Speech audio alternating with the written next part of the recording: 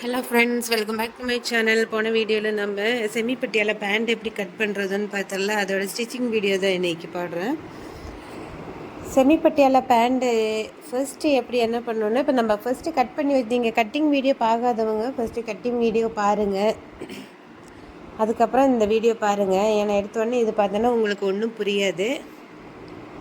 இதில் வர எனக்கு கேமரா சரியாக செட் பண்ண முடியாதனால உங்களுக்கு புரியுமா என்னன்னு எனக்கு தெரியல. புரியலைன்னா கமெண்டில் சொல்லுங்கள், நான் இன்னொரு டைம் கூட உங்களுக்கு வீடியோ எடுத்து காமிக்கிறேன். இப்போ பாருங்கள், நம்ம கட் பண்ணி வச்சுருந்தோம்ல, அந்த கட் பண்ணி வச்சுருந்த அது ரெண்டுமே இப்படி ஒட்டுக்கா எடுத்து இப்படி வச்சுக்கோங்க. மேல் பக்கம் பார்த்தீங்கன்னா துணியோட பேக் சைடு பின் பக்கம் தாங்க இருக்கும், நல்ல வசம் இல்லாமல். நல்ல வசம் பார்த்தீங்கன்னா முன்னாடி பக்கம்தான் இருக்கும். இப்போ இது ரெண்டுமே ஒட்டுக்காக வச்சுக்கோங்க. ஒட்டுக்காக வச்சுட்டு ஒரு 1/2 இன்ச்சு இதில் வந்துட்டு ஒரு தையல் போட்டுக்கோங்க. பாருங்கள், இது ரெண்டுமே இப்படி சேர்த்து ஒட்டுக்காக பிடிச்சிட்டு ஒரு 1/2 இன்ச்சு கேப்பில் நீங்கள் ஒரு தையல் போட்டு விட்டுருங்க.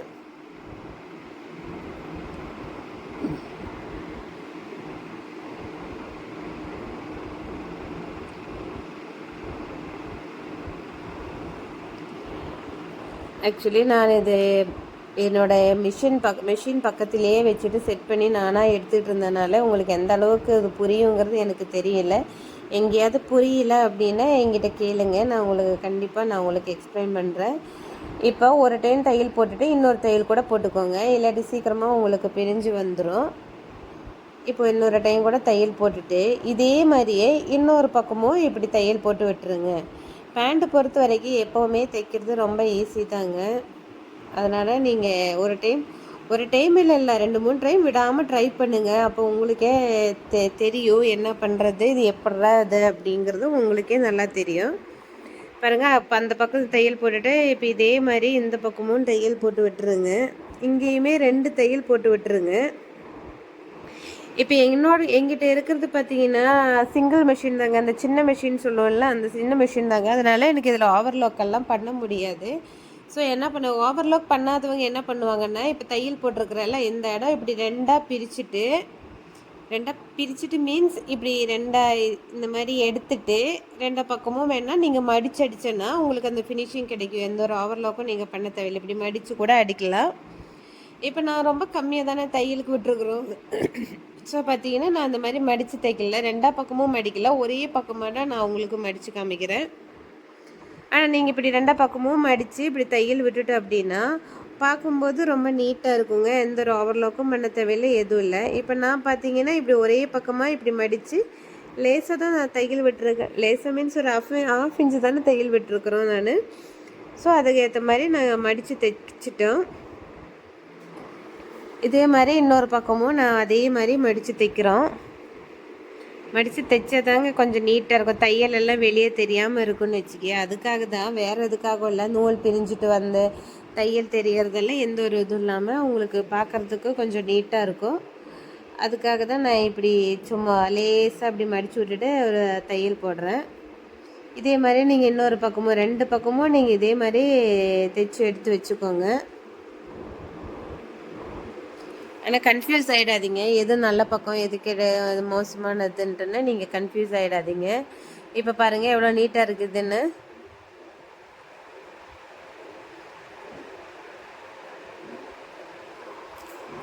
ஆக்சுவலி நான் வீடியோ இன்னும் கொஞ்சம் ஸ்பீடாகவே எடுத்துருக்கணும் போல். இப்போ பாருங்கள், இது வந்துட்டு வெளி பக்கம் எப்படி நீட்டாக இருக்குதா பார்க்குறதுக்கு. இது பார்த்தீங்கன்னா உள் பக்கம், 2 பக்கம் தையல் போட்ட பின்னாடி பாருங்கள் நீட்டாக இருக்கும்.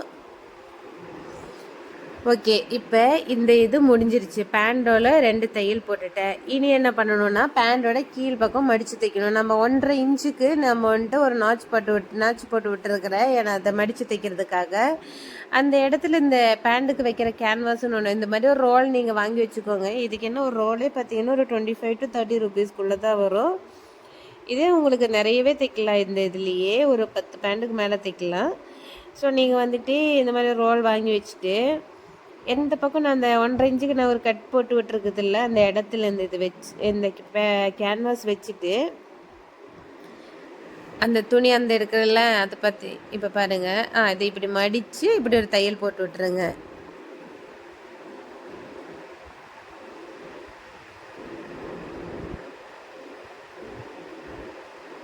நான் ஆக்சுவலி இது வீடியோ கொஞ்சம் ஸ்பீடாக பண்ணியிருந்துருக்கணும், பண்ணவே இல்லை. நெக்ஸ்ட் டைம் பார்த்துக்குறேங்க. ஏன்னா எடிட் பண்ணுறதுக்கெல்லாம் எனக்கு டைமே இல்லாதனால நான் அவசரமாக பண்ணது இதெல்லாம். அதனால் எனக்கு வீடியோ எதுவுமே நான் சரியாக ப்ராப்பராக எடிட் பண்ணாத மாதிரி தான் இருக்குது. நான் நெக்ஸ்ட் வீடியோலலாம் நான் உங்களுக்கு எதாவது சொல்கிறதா இருந்தால் தெளிவே போடுறேங்க. இப்போ பாருங்கள், அந்த இடத்துல கட் பண்ணி விட்டுருக்குற அந்த இடத்துல இப்படி கரெக்டாக வச்சுட்டு இன்னொரு தையல் போட்டு விட்ருங்க. அப்போ தான் அந்த பாயிண்ட்டுக்கு கீழே உங்களுக்கு கொஞ்சம் ஸ்டிஃபாக நிற்கும். இப்படியே தேவையில்லாதவங்க அப்படியே கூட தைக்கிறாங்க. ஒரு சிலவங்க உள்ள துணி கூட வச்சுட்டு கூட இப்படி ஃபோல்ட் பண்ணுறாங்க. அந்த கேன்வாஸ் இல்லாதவங்க உள்ள ஒரு துணி பீஸ் இன்னொன்று வச்சுட்டு இப்படி ஃபோல்ட் பண்ணுவாங்க. இருந்துச்சுன்னா இப்படி பண்ணிக்கோங்க. இல்லைன்னா நீங்கள் துணி வச்சு ஃபோல்ட் பண்ணலாம், இல்லை சும்மா கூட ஃபோல்ட் பண்ணலாம், ஒன்றும் ஆகாது. இப்போ அந்த ஓரமும் ஒரு தையல் போட்டு விட்டுருங்க நீட்டாக இருக்கிறதுக்கு.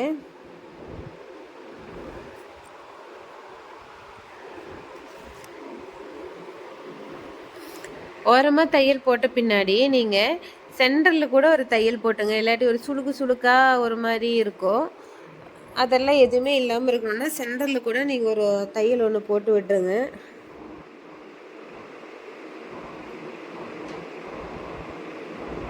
ஓகே, இதே மாதிரி இன்னொரு இதுவும் நீங்கள் தைச்சி எடுத்துருங்க. இன்னொரு காலோட அந்த ஒரு பீஸுமே தைச்சிடுங்க. பார்த்தீங்களா உங்களுக்கு இது எப்படி இருக்குன்ட்டுன்னு இப்படி பிடிச்சி பார்க்கும்போது தெரியும். ஓகே, 2 கால் தைச்சி முடித்த பின்னாடி இதுதான் நம்ம கட் பண்ணி வச்சுருக்கிற பட்டி பீஸு. பட்டி பீஸில் என்ன பண்ணணுன்னா நல்ல பக்கமும் ஒட்டுக்காக வச்சுட்டு ஒரு பக்கம் ஜாயின் பண்ணி விட்டுருங்க. எது நல்ல பக்கம்னு பார்த்து கேர்ஃபுல்லாக வைங்க. இப்போ இதுதான் என்னோடது நல்ல பக்கம், இன்னொரு தான் நல்ல பக்கம். இது ரெண்டுமே பார்த்தீங்கன்னா நல்ல பக்கம் தான். நல்ல பக்கம் ஒட்டுக்காக வச்சுட்டு ஒரு 1/2 இன்ச் கேப்பில் ஒரு தையல் போட்டு விட்டுருங்க. ஏன்னா அது ஜாயின் பண்ணணும்ல, நம்ம பட்டி பீஸு ஜாயின் பண்ணாமல் தைக்க முடியாதுல்ல. ஸோ நம்ம ஜாயின் பண்ணுறதுக்கு ஒரு 1/2 இன்ச் கேப்பில் இப்படி ஒரு தையல் போட்டு விட்டுருங்க.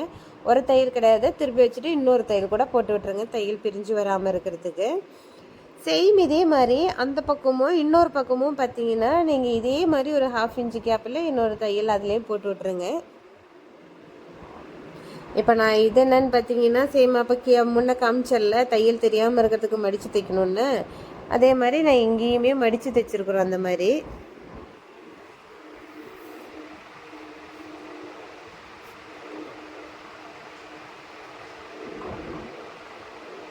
ஓகே, இது இன்னொரு பக்கமும் நம்ம அடுத்தது மடித்து தைக்கிறோம். இங்கே நீங்கள் என்ன இது பார்த்துக்கணுன்னா, இன்னொரு பக்கம் மடித்து தைக்கிறல்ல, இன்னொரு சைடு 2வது தையல் போடும்போது பட்டிக்காக நம்ம எவ்வளோ விட்டுருக்குறோம், 1.5 இன்ச்சு விட்டுருக்குறோம்ல, அந்த 1.5 இன்ச்சு வரைக்கும் தான் 2வது தையல் போடணும். ஃபர்ஸ்ட்டு தையல் போட்டுருங்க, செகண்ட் தையல் மட்டும் அந்த 1.5 இன்ச்சு கேப் வரைக்கும் வந்துட்டு இங்கே ரஃப் அடித்து நிறுத்திக்கோங்க. ஏன்னா அந்த பக்கம் நம்ம நாடை போடுறதுக்கோசரம் திரும்ப மடித்து தைக்கணும். ஸோ நான் வந்துட்டு அங்கே வரைக்கும் மட்டும்தான் தைக்கணும். இந்த இடத்துல பார்த்தீங்கன்னா 2 பக்கமும் இப்படி மடித்து வச்சுட்டு தான் நீங்கள் தைக்கணும். ஏன்னா நம்ம நாடை அந்த பக்கம் தானே போடும். ஸோ அதனால் வந்துட்டு 2 பக்கமும் இப்படி மடித்து வச்சு தைச்சிருங்க. ஒரே பக்கம் மடித்தோன்னா உங்களுக்கு நாடை போட முடியாதுங்க. அதனால தான் 2 பக்கமும் வச்சு மடிக்கணும்னு சொல்கிறது. உங்களுக்கு கடைசியில் அது புரியும். நாடை போடுற இடம் மட்டும் சொல்கிறேன் நான். இன்னொரு இது பார்த்தீங்கன்னா உங்களுக்கு ஜாயின் பண்ணி விட்டுடலாம். நாடை ஸ்டார்ட் பண்ணுற இடம் மட்டும் இப்படி தான் தைக்கணுங்க. ஓகேவா? இப்படி தைச்சிட்டியா? ஓகே, இனி நெக்ஸ்ட் என்ன பண்ணணும்னா, இந்த 1.5 இன்ச் எங்கே இருக்குன்னு நான் கரெக்டாக மார்க் பண்ணி வச்சுருக்குதுங்க. நெக்ஸ்ட் என்ன பண்ணணும்னா, இப்போ மேலே வந்துட்டு நம்ம 1.5 இன்ச்சு மடிக்கணும். அது நீங்கள் கரெக்டாக மடிக்க தெரிஞ்சவங்களா இருந்தாலும் அப்படியே மடிச்சுக்கோங்க. இல்லை அப்படி பிகினர்ஸ் எல்லாம் இருந்துச்சுன்னா மேலே கொஞ்சோண்டு இப்படி தைச்சிட்டு அதுக்கப்புறம் மடிச்சுக்கோங்க. நானுமே இப்படி தான் பண்ணும், அப்போ தான் எனக்கு கரெக்டாக வருது. இல்லை அப்படின்னா ஒரு சில இடத்துல இப்படி கோணையாக போகும், கரெக்டாக தைக்க முடியாத மாதிரி இருக்கும். அதனால் அப்படியே கொஞ்சம் வச்சு தைச்சிக்கோங்க. இப்போ தைச்சி முடிச்சிட்டியா? அடுத்தது 1.5 இன்ச்சு நம்ம எங்கே மார்க் பண்ணிக்கிறோம் அந்த இடத்துல மடிச்சுட்டு நாடை போடுறதுக்கான ஒன்று இப்படி மடித்து இப்படி தைச்சிக்கோங்க. ஓகேவா? இப்படி சுற்றி தைச்சிட்டான். பேண்ட் தைக்கிறது ரொம்ப ஈஸி தாங்க. நீங்கள் புரிஞ்சுக்கிட்டு தைச்சேன்னா அது ரொம்பவே ஈஸியாக தான் இருக்கும். ஓகே, இப்போ நம்ம பட்டி பீஸை தைச்சி முடிச்சிட்டேன். அடுத்தது என்ன பண்ணணும்னு பார்த்தோன்னா, இந்த பட்டி பீஸு கீழே இருக்கிற பீஸ் கூட நம்ம அட்டாச் பண்ணிக்கணும். ஏன்னா இனிமேல் தான் நம்ம வந்துட்டு அந்த ப்ளீட்ஸ் எல்லாம் எடுக்க போகிறோம். ஒரு சிலவங்க என்ன பண்ணுவாங்கன்னா ப்ளீட்ஸ் எடுத்துகிட்டு இது கூட அப்படி ஜாயின் பண்ணிவிடும். அப்படியே எடுக்க தேவையில்லைங்க, நம்ம இப்படியே எடுத்துக்கலாம். ப்ளீட்ஸ் எடுக்கிறதுக்கு என்ன பண்ணணும்னா அந்த நாடை போடுற இடம் நம்ம ஜாயின் பண்ணி வச்சல, அதோட தானே நம்மளோட பட்டியோட சென்டர்னு சொல்கிறது. ஏன்னா அங்கே இருந்து தானே நம்ம நாடை போட்டு சென்டரில் போட்டு கட்டும்ல, அந்த இடம் தான் நம்மளோட சென்டர் பீஸு. அந்த சென்டரு அப்படியே எடுத்து வச்சுக்கோங்க. சென்டரோட நல்ல பக்கம் வந்துட்டு மேல் பார்த்த மாதிரி உங்களை பார்த்த மாதிரி இருக்கணுங்க. அதோட வெளிப்பக்கம் உங்களை பார்த்த மாதிரி இருக்கணும். புரியுதா என்னென்னு எனக்கு தெரியல சரியா. உங்களோட பட்டி பீஸோட வெளிப்பக்கம் உங்களை பார்த்த மாதிரி வச்சுக்கோங்க. அதுக்கும் மேலே உங்களோட கீழே இருக்கிறல அந்த அட்டாச் பண்ண வேண்டியது அதோட வெளிப்பக்கமும் பட்டி பீஸோட வெளிப்பக்கமும் ஒன்றா இருக்கணுங்க. புரியுதா. இது இப்போ பார்த்தீங்கன்னா பேக் சைடாக இருக்கும். இப்போ என்னை பார்த்து இருக்கிறது பார்த்தீங்கன்னா கீழே இருக்கிறதோட பேக் சைடாக இருக்கும். ஏன்னா வெளிப்பக்கம்னா நான் ஒட்டுக்கா ஜாயின் பண்ணி வச்சுருக்கிறேன்ல. ஸோ இங்கேருந்து ஒரு 4.5 இன்ச்சு நீங்கள் இப்படி மார்க் பண்ணிக்கோங்க. அங்கேருந்து தான் உங்களோட ஃபர்ஸ்ட்டு ப்ளீட்டு ஸ்டார்ட் பண்ணணும். 4.5 இன்ச்சோ 5 இன்ச்சோ ஓகே, அது உங்கள் விருப்பம். நான் இப்போ இங்கே 5 இன்ச்சு வச்சுருக்குறோம். 5 இன்ச்சு ஏன்னா இதில் கொஞ்சம் துணி கொஞ்சம் கம்மியாக இருந்ததுனால நான் 5 இன்ச்சிலேருந்தே ஸ்டார்ட் பண்ணிக்கலாம். அப்படி ஏன்னா இதில் நிறைய ப்ளீட்ஸ் வராதுங்க, அதனால தான். ஸோ 5 இன்ச்சு கேப்பில் நீங்கள் வந்துட்டு ப்ளீட்ஸு வைக்க ஸ்டார்ட் பண்ணிவிடுங்க. நான் இன்னொரு டைம் கூட சொல்கிறேன். இதுதாங்க பட்டி பீஸோட சென்டர் பார்த்தது, சென்டரு. அதோட வெளிப்பக்கமும் வெளிப்பக்கம் தாங்க ஒட்டுக்கா இருக்கணும். எனக்கு சரியா வீடியோலே சரியா காமிக்கவே முடியலைங்க. இதுதான் வெளிப்பக்கம் தெரியுதா உங்களுக்கு? இது உள் பக்கம், இது வெளிப்பக்கம்.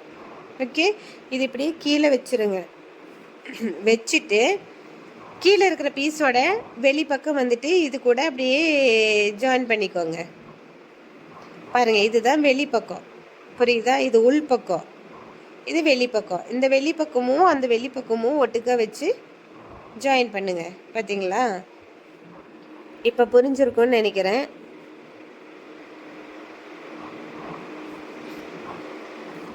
இப்படி வச்சுட்டு 5 இன்ச்சு வரைக்கும் நம்ம மார்க் பண்ணியிருக்கிறோம்ல, அங்கே வரைக்கும் ஒரு ஸ்ட்ரெயிட்டாக ஒரு தையல் போட்டு வாங்க. ஏன்னா அங்கே இருந்து தான் அந்த 5 இன்ச்சிலேருந்து தான் நம்ம ப்ளீட்ஸ் வைக்க ஸ்டார்ட் பண்ணுறது. ஸோ அங்கே வரைக்கும் நம்ம சின்ன ஒரு தையல் போட்டு வாங்க நீங்கள்.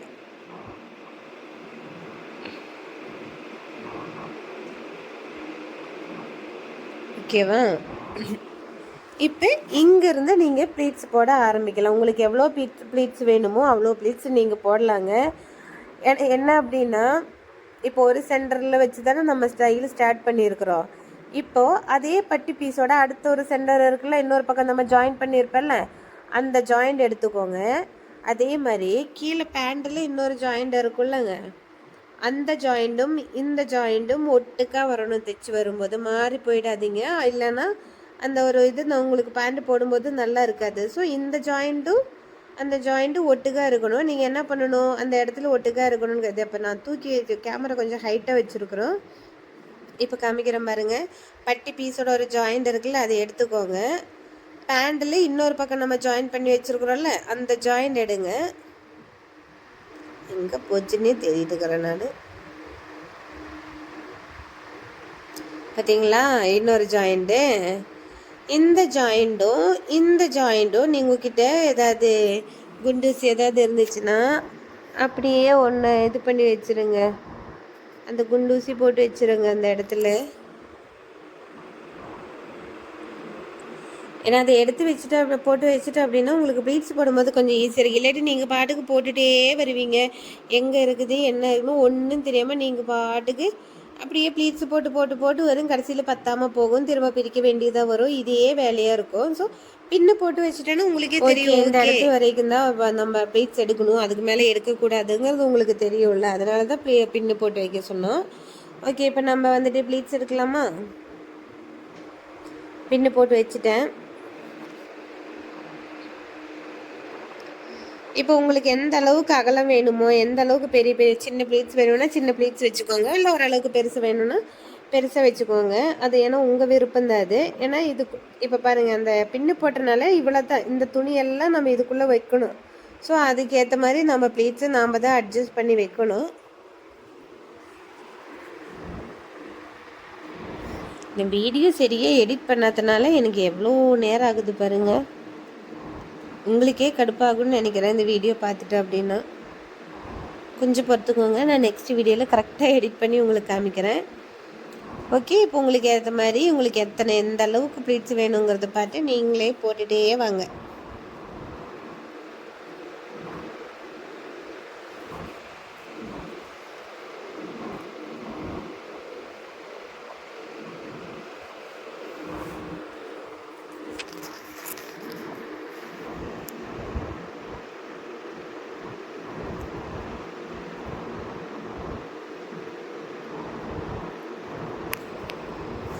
என்னோடய தையல் வீடியோ பார்த்து இன்றைக்கி நீங்களே வெறுத்து போய்டுன்னு நினைக்கிறேன். ஏன்னா எனக்கே கொஞ்சம் கோவமாக தான் வருது, நான் என்னடா வீடியோ எடுத்து வச்சுருக்குறேன்ட்டுன்னு. உங்களுக்கு இது கண்டிப்பாக புரியாதுன்னு நினைக்கிறேங்க. புரியலன்னா சொல்லுங்கள், நான் இன்னொரு டைம் கூட உங்களுக்கு கிளியராக காமிக்கிறேன்.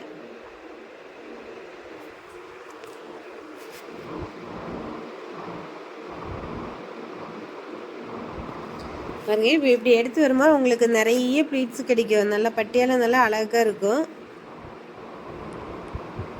இப்போ நான் எடுக்கும்போதே உங்களுக்கு தெரியுதுல எவ்வளோ ப்ளீட்ஸ் எடுக்கிற பாருங்க. நான் முன்னாடி பக்கம் மட்டும் ப்ளீட்ஸ் எடுத்துட்டேனாங்க, நடக்கும்போது ரொம்ப அன்கம்ஃபர்டபுளாக இருக்கும். ஆனால் நீங்கள் இப்படியே தைச்சி போட்டு பாருங்கள், உங்களுக்கு ரொம்ப நல்லா இருக்கும். நடக்கிறதுக்கெல்லாம் ரொம்ப ஃப்ரீயாக இருக்கும். இப்போ பாருங்கள், அந்த குண்டூசி போட்ட இடம் வரைக்கும் வந்துருச்சு. இதுதான் கடைசி ப்ளீட்டு. இப்போ நம்ம கரெக்டாக, ஏன்னா அந்த இடம் நேராக வரணும்ல, இப்படி வச்சுட்டு இப்படி நேராக ஒரு தையல் போட்டு இங்கே வந்துட்டோம். தையல் போட்டுட்டு என்ன பண்ணணும்னா, இதுவுமே நம்ம அளந்து கரெக்டாக வச்சுக்கணும். இல்லைன்னு வச்சுக்கவே, ஒரு பக்கம் ப்ளீட்ஸ் அதிகமாக இருக்கும், இன்னொரு பக்கம் ப்ளீட்ஸ் கம்மியாக இருக்கும். நம்ம தானே, ஏன்னா அதெல்லாம் கரெக்டாக அளந்து பார்த்து வைங்க. ஒரு பக்கம் அதிகமாக ஒரு பக்கம் கம்மியாக இருந்துச்சுன்னா பேண்ட் பார்க்குறதுக்கு ரொம்ப கேவலமாக இருக்கும். ஓகே, இது இப்போ பின்னாடி இருக்கிற சென்டர் பீஸு, புரியுதா? சென்டராக இருக்கும் இது. ஸோ இங்கே நம்ம முன்னாடி எப்படி ஒரு 5 இன்ச்சு அளந்து எடுத்தோம்ல, அதே மாதிரி இப்போ இங்கேயுமே அளந்து பார்க்கணும். இங்கே எவ்வளோ கேப்பு விடணும் அப்படின்ட்டு. ஏன்னா பின்னாடி பக்கமும் நம்ம கேப்பு சரியாக விட்டால் தான் பேண்ட் நல்லா. பாருங்கள், இதில் ஒரு 5.5 இன்ச்சு கிட்ட இருக்கும். அதே 5.5 இன்ச்சு நீங்கள் இந்த பக்கமும் அளந்து மார்க் பண்ணி வைங்க. மார்க் பண்ணி வச்சுட்டு திரும்ப அங்கேருந்து நீங்கள் ப்ளீட்ஸ் போட ஆரம்பிங்க, சரியாக இருக்கும். இப்போ பாருங்கள், அந்த 5.5 இன்ச்சு நான் இங்கே மார்க் பண்ணிவிட்டேன். இப்போ அங்கே வரைக்குமே ஒரு ஸ்ட்ரைட் தையல் போட்டு வாங்க. ஓகே, திரும்ப இங்கேருந்து நீங்கள் ப்ளீட்ஸ் போட ஆரம்பிங்க. இந்த ப்ளீட்ஸ் எப்படி முடியணுங்கிறது உங்களுக்கு புரியுதா? முன்னாடி நம்ம ஒரு 5 இன்ச்சு நம்ம மார்க் பண்ணி வச்சுருக்குறோம்ல, அந்த இடம் வரைக்கும் மட்டும்தான் வரணும். ஏன்னா அதுக்கப்புறம் நம்ம ஸ்ட்ரைட் தையல் போட்டுரும். நான் இதிலே காமிக்கிறேன் பாருங்கள். அந்த 5 இன்ச்சு நம்ம எங்கே மார்க் பண்ணி வச்சுருக்குறோம், இங்கே மார்க் பண்ணி வச்சுருக்குறோமோ அந்த இடத்துல சேம் இதே மாதிரி ஒரு குண்டூசி ஒன்று போட்டு விட்டுருங்க.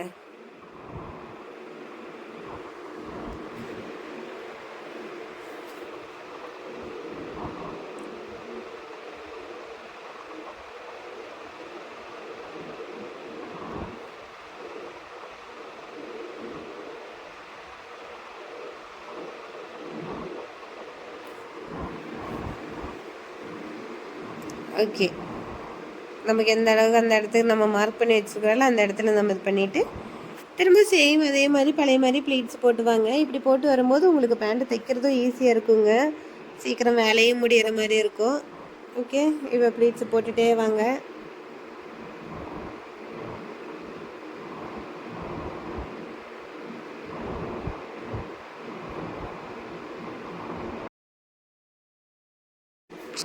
ஓகே, இப்போ ப்ளீட்ஸ் போட்டு முடிச்சிட்டேன். அவ்வளோதான், முடிஞ்சு போச்சு. இப்போ நம்ம பேண்டோட முக்கால்வாசி வேலையும் முடிஞ்சிருச்சு. நம்ம ப்ளீட்ஸ் வச்சுட்டோம், இதுவும் வச்சுட்டேன். இன்னைக்கு காக்கியில் மட்டும் ஜாயின் பண்ணி விட்டால் சரி, அவ்வளோதான், பேண்டோட வேலை முடிஞ்சிருச்சு. இந்த வீடியோவில் நான் ஒரே ஒரு தப்பு என்ன தெரியுமா மெயினாக பண்ணியிருக்குறது, கடைசியாக தைச்சி முடிச்சுட்டு எப்படி இருக்குங்கிறதே வீடியோ எடுக்கலங்க. ஏன்னா அவசரமாக ஒருத்தங்களுக்கு தைச்சி கொடுத்தோமா, இது எப்படி இருக்குன்னு நான் சரியாக பார்க்கவே இல்லை. இது என்னென்னு பார்த்தீங்கன்னா, நீங்கள் வந்துட்டு 2வது டைலு இன்னொன்று அது மேலேயே போட்டு விட்டுருங்க. ஓகே, இனி என்னன்னு பார்த்தீங்கன்னா, கீழ் பக்கம் கீழே வந்துட்டு என்ன பண்ணியிருக்கிறோன்னா ஒரு 6 இன்ச்சுக்கு தான் நான் மார்க் பண்ணிக்கிறேன். ஆக்சுவலி செமி பட்டியாலான்னு வரும்போது நீங்கள் 6 இன்ச்சு மார்க் பண்ணாதீங்க. என்கிட்ட கேட்டவங்க 6 இன்ச்சு போதுன்னு சொன்னனால நான் மார்க் பண்ணிக்கிறேன். அது வந்துட்டு பார்க்கும்போது பட்டியாலா மாதிரியே தெரியாதுங்க. பட்டியாலா செமி பட்டியாலா மாதிரி தைக்கிறேன்னு 7 to 7.5 இன்ச்சாவது நீங்கள் வச்சுக்கணுங்க. அப்போ தான் அந்த பேண்டோட அழகே உங்களுக்கு தெரியும். 6 இன்ச்செல்லாம் வச்சோன்னா பேண்ட் வந்துட்டு அழகாகவே தெரியாது. ஓகே, அது ஒவ்வொருத்தவங்க விருப்பம்ன்றன்னு சரி, என்கிட்ட கேட்டவங்க 6 இன்ச்சு போதுன்னு சொன்னனால நான் அப்படி தைச்சிருக்கிறேன். ஓகே, இப்போ அங்கேருந்து நீங்கள் ஸ்ட்ரைட்டாக ஒரு தையல் போட்டு வந்துட்டே இருங்க. அவ்வளோதான். ஒரு தையல் போட்டுட்டு உங்களுக்கு தேவையான எத்தனை தையல் போடணுமோ 2 தையலோ 3 தையலோ நீங்கள் போட்டு விட்டுருங்க. அவ்வளோதான், பேண்ட் வேலையே முடியும் அப்படின்னு இல்லை, முடிஞ்சிருச்சு.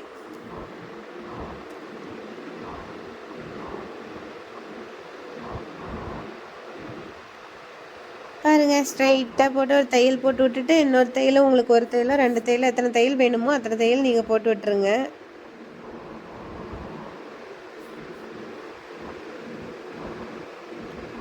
இதை 2ஆவது தையல் போடுறது தான் போட்டிருக்குறேன். அப்புறம் எக்ஸ்ட்ராஸ் உங்களுக்கு கீழே நிறைய இருக்குதுன்னா அதெல்லாம் கட் பண்ணி விட்டுருங்க. நாடை தைக்கிறதுக்கு நான் என்ன பண்ணிக்கிறேன்னா 2 இன்ச்சு கேப்புக்கு ஒரு துணி, பேண்டோட துணி பேலன்ஸ் இருக்குல்ல, அதை எடுத்துக்கோங்க. இப்படி ஒரு டைம் மடித்து ஃபஸ்ட்டு இப்படி சென்டராக மடிச்சுக்கோங்க, இந்த பக்கமும் மடிச்சுக்கோங்க. திரும்ப இன்னொரு மடி மடிச்சிட்டோன்னா ஓகே, அவ்வளோதான். நாடையோடது அப்படியே தைச்சிட்டே வந்துச்சுன்னா நாடையும் ஓகே, ரெடி ஆயிடுச்சு. இதில் நான் ஒரு மிஸ்டேக் பண்ணதாங்க. நான் வேணா உங்களுக்கு இன்னொரு இது கூட எடுத்து காமிக்கிறேன். செமிப்பட்டியில் பேண்ட் எப்படி தைச்சது எப்படிங்கிறதே நான் வீடியோ எடுக்கலைங்க. ஏன்னா அவங்க அர்ஜெண்ட்டாக கேட்டாங்களா, வாங்கிட்டு போனதுனால நான் அந்த வீடியோவே எடுக்கலைங்க.